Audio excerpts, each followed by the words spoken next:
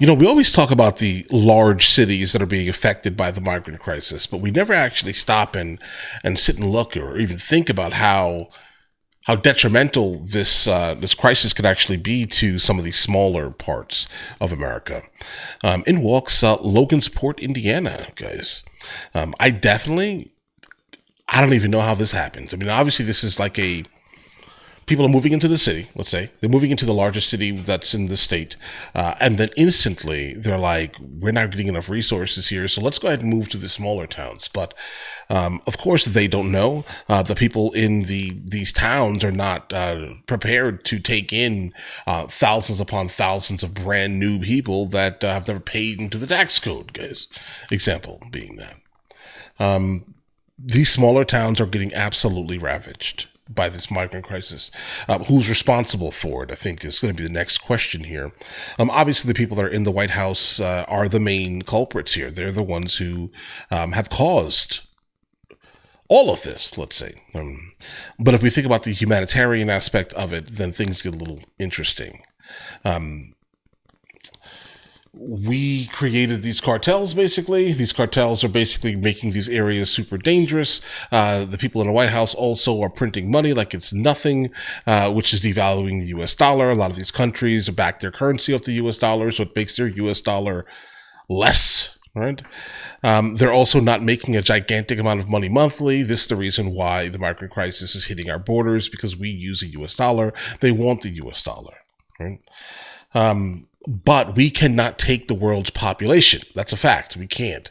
We cannot allow for 8 billion people, let's say, to come running through our borders all willy-nilly. Something tells me that if they could, they probably would, based off of the sheer amount of individuals that have come basically running to our country, claiming asylum while not qualifying for actual asylum.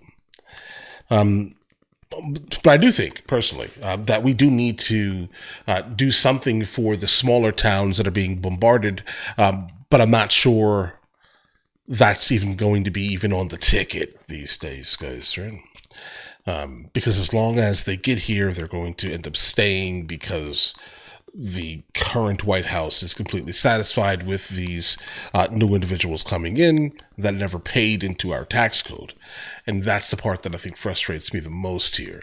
So we have Chicago currently, they're looking to kind of merge the homeless shelters into the migrant shelters, basically. Merge them together.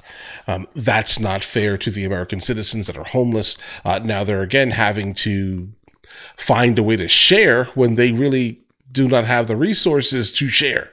Okay, you're taking from them and not giving them anything. And I think that's my main gripe in this instance here, guys. But let's go ahead and actually jump into this video immediately. This is a suggestion via a channel member. The name of the video is "We Need Help." City overwhelmed by the migrant surge. And based off the description of the video, we have Logansport, Indiana. Guys, let's check it out. Logansport, Indiana, city officials are speaking out about the influx of migrants into their area, calling it unsustainable. It is. Our next guest is a lifelong resident who says locals are not feeling safe there anymore and blames the Biden-Harris administration for what's happening in Logansport. Dave Price joins us now. Good morning to you, Dave. Hey, good morning. Dave. How are you? Good morning. I know you grew up in this small town, a population of 18,000, about 78 miles north of Indianapolis. And you went back after college to raise a family and start a business. And now what are you seeing? What are your concerns? Well, we're just seeing a new influx of a population that Logansport is just not used to. We've had immigrants come in throughout the years to Logansport from the Mexico area. So we have a lot of Hispanics in the area, which they have acclimated very well, and they've grown their businesses and they've earned the respect of Americans, and we've respected them in return. But what we're seeing now is a little different. It's coming from a third world country coming into Logansport. And these individuals don't necessarily know Cultural assimilation, the local laws or rules, and how to behave here, basically. I can imagine. And we just ask that our local leaders, state and federal, take a look at Logansport, Indiana, we need some help here. We need some federal help. We need transparency between our local elected officials, and we need some more information and communication. Dave, there's a local reporter that spent weeks and weeks researching this for 6 weeks specifically, and went to the commissioners' meeting. And the health department told the commissioners in your town that the schools, new students there now in large numbers, they're flying from Haiti to Nicaragua to Mexico to the U.S. Many of them are unaccompanied. Some haven't seen their parents in 7 years. In 2021, there were 14 Haitian students in the schools. In 2024, there are 207. Housing, the health department said they're worried about safety because in some of these houses, there are 20 to 25 people living under one roof. Your mayor says it's not sustainable. They need help, and they have no idea how many people are coming in. You're also worried about the safety issue. Tell us more about that.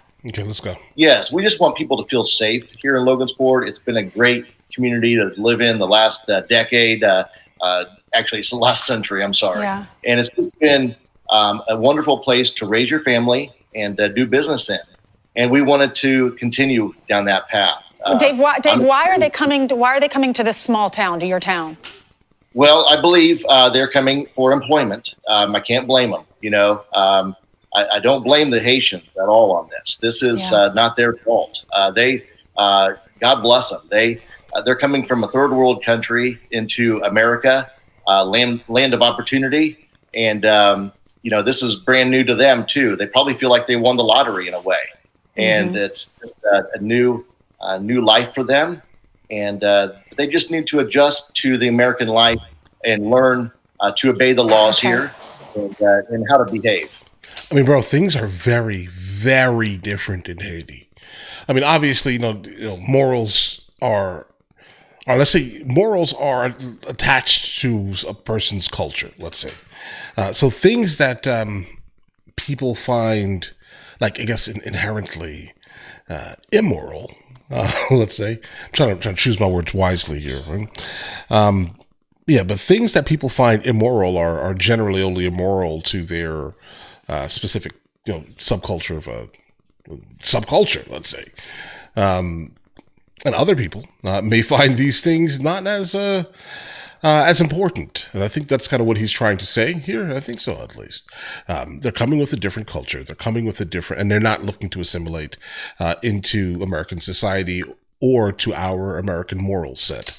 Well, the local reporter talked to one Haitian that has a store there who used to work at Tyson Foods, which is located there. And he said he came there for the money for Tyson's food. The reporter did call Tyson's and said, how many migrant teens work for you on the third shift?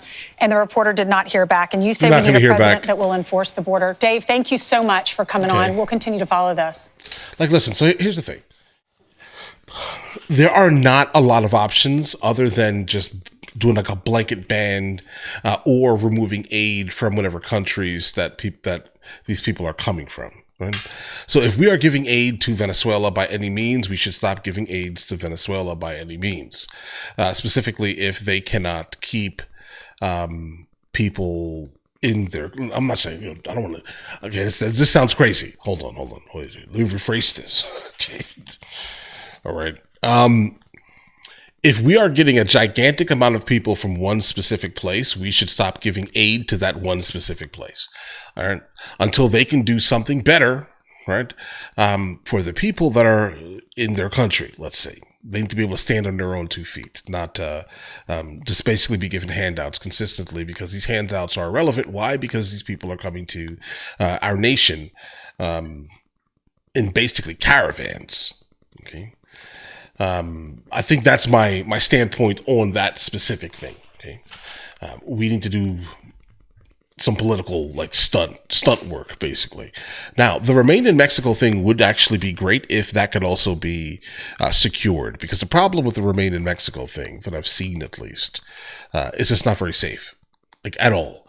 If you want people to end up being forcefully touched and taken and all types of things done to the young ones and women, that's what's going to happen pretty much consistently in the Remain in Mexico program, based off of accounts from the last time, at least.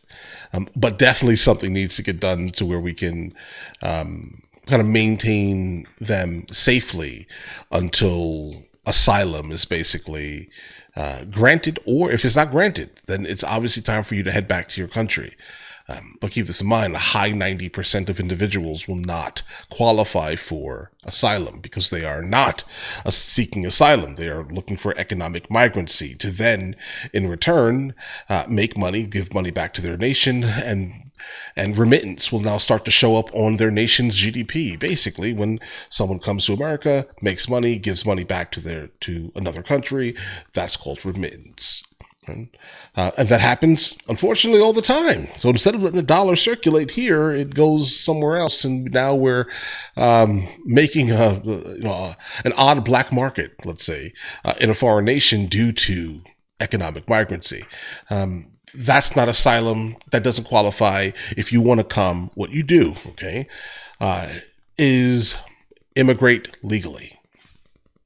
But all right, listen, you guys all have an absolutely amazing day. Enjoy your day thoroughly. That was my terrible take on things. Guys, before we go, are you guys subscribed to the other channels? Logical Movie Reviews with Mr. L. Boyd along with Mr. L. Boyd Music. Both are found in the description. Check it out.